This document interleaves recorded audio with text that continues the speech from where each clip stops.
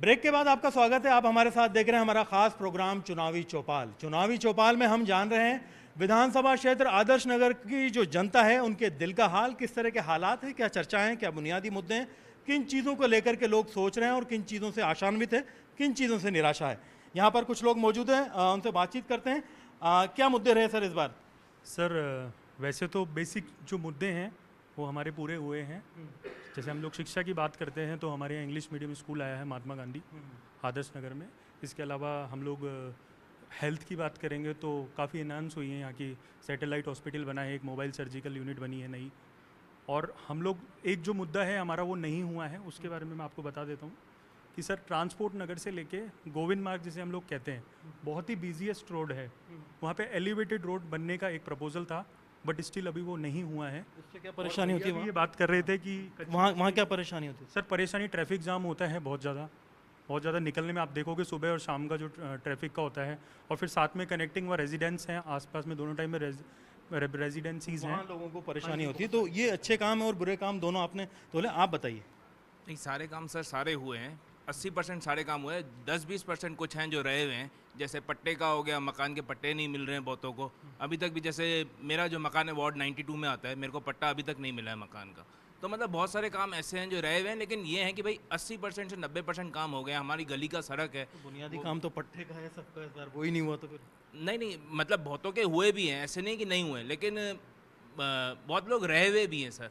पर मतलब मैं चाहता हूँ भाई उनके भी काम होने चाहिए। जी बिल्कुल, काम होने चाहिए। बहुत से लोग यहाँ मौजूद हैं, इनसे लगातार हम जान रहे हैं किस तरह की इनकी चर्चाएं।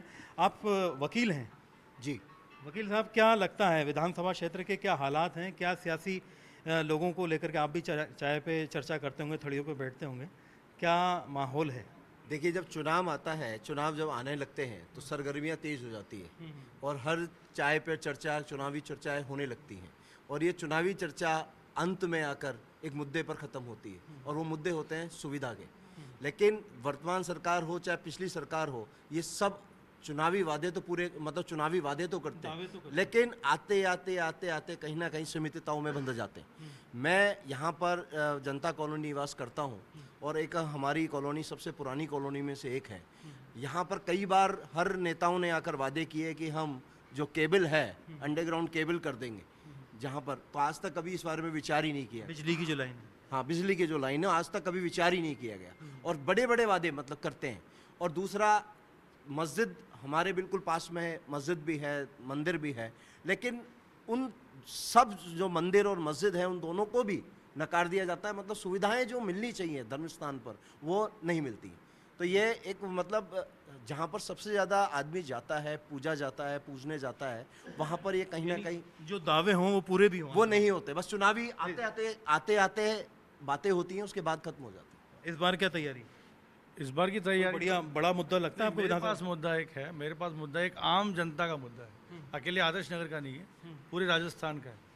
कि 4.5 साल से हम लोग एक चीज़ का और वेट कर रहे थे। महंगाई में एक मेजर रोल होता है पेट्रोल डीजल का। जो वैट हमारे यहाँ राजस्थान में है, अगर ये कम हो जाता तो इससे एक बहुत बड़ा रिलीफ मिल जाता सबको, और ये बहुत बड़ा है मुद्दा, ये अभी तक नहीं हुआ। एक अच्छी बात है, हालांकि ये बड़ा मुद्दा है, राष्ट्रीय अंतर्राष्ट्रीय स्तर का है। आपका कोई मुद्दा है? मेरा मुद्दा है, सरकार ने काम तो बहुत बेहतर किया, पर लॉ एंड ऑर्डर में थोड़ा सा भी माइनस चल रहे हैं। तो वो अपराध कम हो, क्षेत्र में अपराध ज़्यादा होते हैं, चोरियां होती है आए दिन, उन पे उसको लेकर के काम किया। उसमें थोड़ा काम किया जाए, उसमें सतर्क रहे सरकार। जी बिल्कुल। तो ये है अपराध की इन्होंने बातचीत की है। आप क्या कहेंगे? मैं स्लम एरिया से आता हूँ। कच्ची बस्तियाँ काफ़ी है इस विधानसभा क्षेत्र में। बहुत बड़ी कच्ची बस्ती है, एशिया की शायद सबसे बड़ी धारावाहिक बात जवाहरनगर कच्ची बस्ती आती है। तो हमारे यहाँ सबसे बड़ा मुद्दा था पानी का। पानी का टीले बहुत ऊंचे हैं हमारे वहाँ, पानी नहीं, हमको रोड से भरना पड़ता था गंदी नाली में से वैसे। लेकिन ये मुद्दा हमारे बहुत बड़ा था, लेकिन ये ख़त्म हो गया। पानी आज हमारे लिए बहुत अच्छी सुविधा है। हमारा मुद्दा कि यथास्थान हमारे को नियमन किया जाए वहाँ पर, इतनी बड़ी पट्टे चाहिए मतलब? बिल्कुल यथास्थान नियमन। आपका क्या मुद्दा है? हमारे वहाँ पर तो एक मंदिर बना हुआ है, उस मंदिर को विकास नहीं हुआ अभी तक। तो वहाँ पे विकास होना वहाँ चाहिए। छत वत डल जाए, विकास हो जाए। और जो सिविल लाइन डली है वो हमारे वहाँ गलियों 3 गली डली है, बाकी 3 गली छोड़ दी वहाँ पर। तो इस तरह का प्रतिनिधि चाहिए जो ये तो पूरा काम तो हो ना, काम पूरा करें। पूरा करे यार। तो ये बात आपका कोई मुद्दा है? सर हमारा ये मुद्दा है, हमारे वहाँ पे आधी रोड मतलब आधी सिविल का काम हो गया, थोड़ा और हो जाए तो हमारा सुविधा मिल जाए हमारे को। आधा तो हुआ ना? आधा हो गया। वो तो पूरा हुआ। जी बिल्कुल, और बहुत सारे लोग यहाँ मौजूद हैं। आप कहाँ से आते हैं? सर मैं वार्ड नंबर 100 से आता हूँ। यानी आप टनल के पार से दूसरे हिस्से की तरफ से आते हैं, जो चार दीवारी से बाहर निकल के पहाड़ के उस तरफ है। पहाड़ का सर हमारे यहाँ पहले तो काफ़ी सरकारें आई गई, किसी ने हमारी वहाँ ध्यान नहीं दिया। अब थोड़ा बहुत ध्यान तो दिया। अब हमारे यहाँ सबसे ज्वलनीय मुद्दा था पानी का। तो हमारे यहाँ फ्लोराइड का पानी पीने को मिलता था। अब काफ़ी कॉलोनी में आता है। हाँ, लेकिन अब काफ़ी हमें इसमें रियायत हो गई। अब जो सरकार के द्वारा हमारे बिसलपुर का पानी आ गया। पानी की लाइनें तो बिछी पर पानी पहुँच नहीं रहा लोगों के घर पानी तक। तो आ रहा है। अब तो हमारी समस्या सीवर की है। पानी आने से हमारे सीवर लाइन भी चाहिए उस इलाके में। उससे बिल्कुल भी नहीं है वहाँ हमारे घर घर के अंदर हर पड़ोसी के पड़ोसी से झगड़ा है, क्योंकि पानी का कहीं निकास नहीं है। एक मुद्दा ये। दूसरा हमारे यहाँ सबसे बड़ा वो बना है खेल मैदान। विधायक जी तक शिकायत पहुँचाई थी इसकी? नहीं, विधायक जी तक नहीं, शिकायत किसी से नहीं पहुँचाई। हमारा तो मुद्दा यही है, अगर शिविर आती है तो जो शिविर लेके आएगा उसको कोई हमारे यहाँ वोट वार्ड देंगे। नंबर से कोई नहीं रोक सकता। एक सर हमारे यहाँ खेल मैदान बना है, जो आज जयपुर में मेरे हिसाब से सबसे बड़ा हमारे यहाँ खेल मैदान बना है 22 बीघा के अंदर। अगर उसके अंदर भी अगर सरकार ध्यान देगी तो ये भी बहुत बड़ा मुद्दा रहेगा। प्रतियोगिताएं हो सकती हैं वहाँ पर। सर आप कहाँ से? मैं वार्ड 99 से हूँ, मंगल चंद मेरा नाम है। अतिरिक्त प्रशासनिक अधिकारी से रिटायर हूँ मैं, पीएचडी से।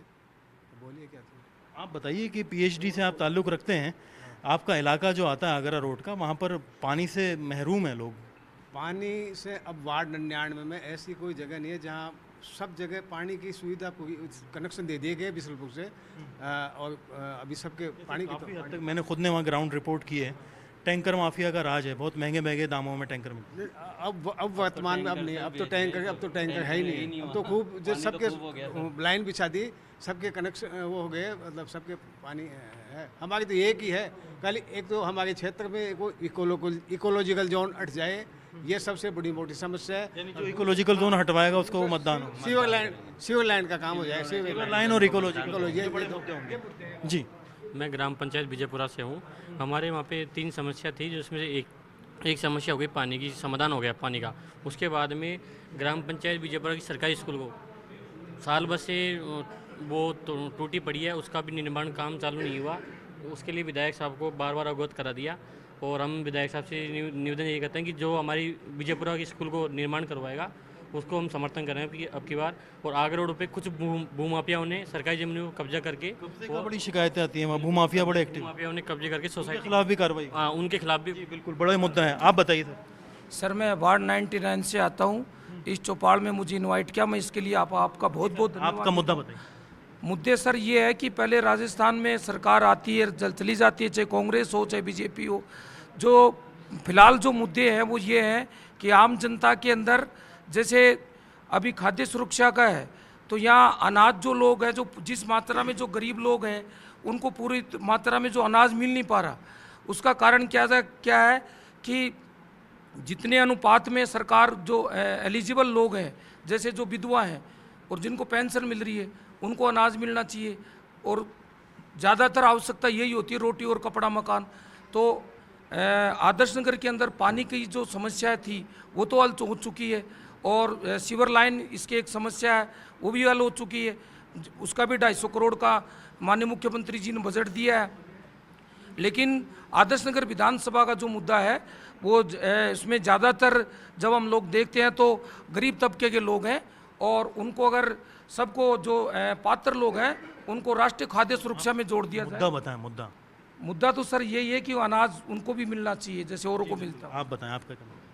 आज से 2018 से पहले हमारे आदर्श नगर विधानसभा के बहुत ही बुरे हाल थे, और अब जो कंडीशन है वो कंडीशन ऐसी है जैसे कि पहले तो हमारे सीवर नहीं थी, रोड नहीं थे, पानी नहीं था।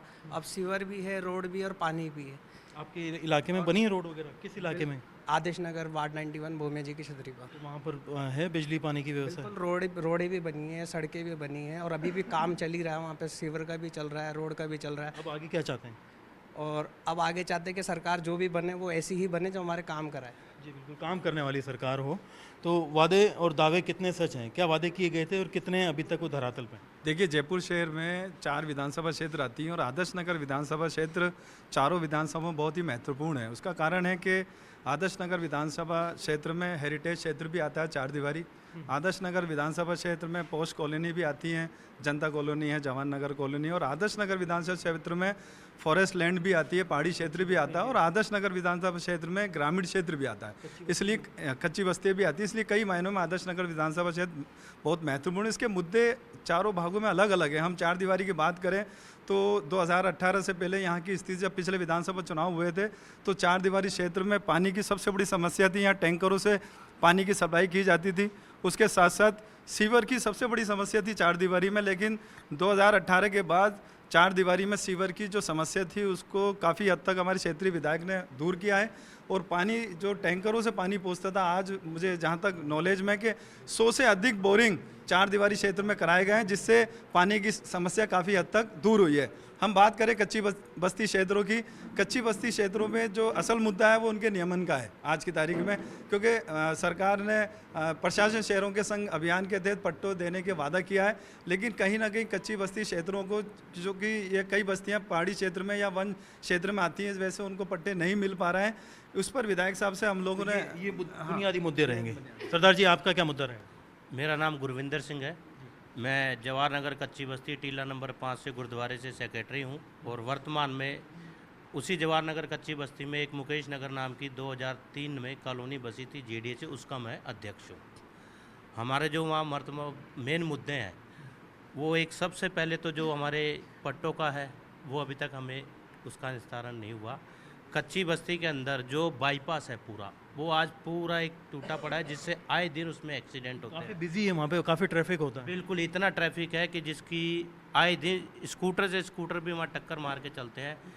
तीसरा मुद्दा सबसे बड़ा जो वहाँ है, ये जो नो एंट्री में वाहन चलते हैं बड़े, 10 चक्के 12 चक्के 8 चक्के, नहीं चलने चाहिए बड़े वाहन, वो नहीं चलने चाहिए। बाहर रिंग रोड से निकले, वो रिंग रोड से निकले। ये किसकी परमिशन से चलते हैं, ये बिल्कुल गलत है। तीसरा मुद्दा एक और है, आदर्श नगर विधानसभा क्षेत्र में जो पशु हैं, कम से कम 2,500 से 3,000 गायें वहाँ आवारा किस्म की घूमती है, जिससे आए दिन बच्चों को नगर निगम नहीं उठाता। नगर निगम को रिपोर्ट करते हैं तो नगर निगम से पहले तो किस सर की शिकायत है? नगर निगम को तो विधायक जी को भी की जाती है, विधायक जी से भी कह रखी है, लेकिन अगर अधिकारियों से हम रिपोर्ट करते हैं तो अधिकारी उनसे पहले ही पशुपालकों को फ़ोन करके उनको अलर्ट कर देते हैं। जी बिल्कुल, ऐसा नहीं होना चाहिए, मिली भगत का काम। आप बताइए। आदर्श नगर में एक मुद्दा है आज, नशावर्ती का जो कारोबार है 0 से 7 तक। युवा काफ़ी नशे की तरफ जा रहे हैं, ऐसी शिकायतें हैं। जवाहर नगर टीले में कई मौत भी होगी 0 से 7 तक। नशावर्ती का इतना जबरदस्त, तो प्रशासन की कोई रोकथाम। बस्तियों में नशे के ऊपर रोकथाम सख्ती से हो। दारू की शराब की दुकानें 8 बजे का टाइम है, 10:30 बजे तक खुली रहती है। बाहर उनके लोग खड़े रहते हैं, बेचते हैं। ये इस तरह प्रशासन की कोई रोकथाम नहीं है। जो पार्कों में ओपन जिम है उनकी हालत ख़राब है, लेकिन प्रशासन की तरफ उस पर कोई ध्यान नहीं है कि जिमों को या पार्क का डेवलपमेंट ऊपर का। ये बुनियादी मुद्दा है। आपका कोई मुद्दा है? वही नशे का ही है। नशे का मुद्दा आपका? सर अपने यहाँ सारा काम बढ़िया होगा आदर्श नगर 89 के अंदर। भगत लगते हो? हाँ नहीं सर, काम जो है वो अब क्या होना चाहिए आगे? सर का अभी तक तो फिलहाल बढ़िया हो रहा है और आगे भी बढ़िया होगा। ऐसी कामना करते हैं, उम्मीद करते हैं। बिल्कुल। आप? सर मैं आगरा रोड विजयपुरा से निवास करता हूँ। अभी जो 3-4 मुद्दे हैं, सबसे बड़ा जो मुद्दा है आगरा रोड का, वो इकोलॉजिकल जोन का है सर। वो बता चुके हैं। और हाँ, और सर वहाँ जो है अभी रोड बनी है तो काफ़ी रोड बने अभी, इंटरनल कॉलोनीज़ के रोड अच्छे हैं। मेन रोड जो है तो उसमें पानी की व्यवस्था नहीं है। लोग जगह जगह अपनी दुकानों के आगे सेफ्टी टैंक खुदा रहे हैं, तो उससे भूस्खलन का भी एक खतरा बड़ा है, पैदा हो रहा है। और नाली की ये बुनियादी मुद्दे हैं जो हमने जानने की कोशिश की, जिसमें ज़्यादातर लोगों ने, जो चाहे कच्ची बस्ती से हों, चाहे पॉश कॉलोनी से हो, चाहे ग्रामीण क्षेत्र से हों, या फिर और दूसरे इलाकों से हों, सब ने अपने बुनियादी मुद्दे बताए, विकास भी बताए, जिन मामलों में क्षेत्र पिछड़ा हुआ है उनको भी बताया। लेकिन कुछ जो सबसे महत्वपूर्ण मुद्दा है वो आदि आबादी का मुद्दा है। आदि आबादी यानी महिलाओं से बातचीत करेंगे ब्रेक के बाद, और आपको बताएंगे कि आदर्श नगर विधानसभा क्षेत्र में महिलाओं के बुनियादी मुद्दे क्या हैं और चौपाल में किन मुद्दों पर चर्चा हो रही है। लेते हैं एक छोटा सा ब्रेक।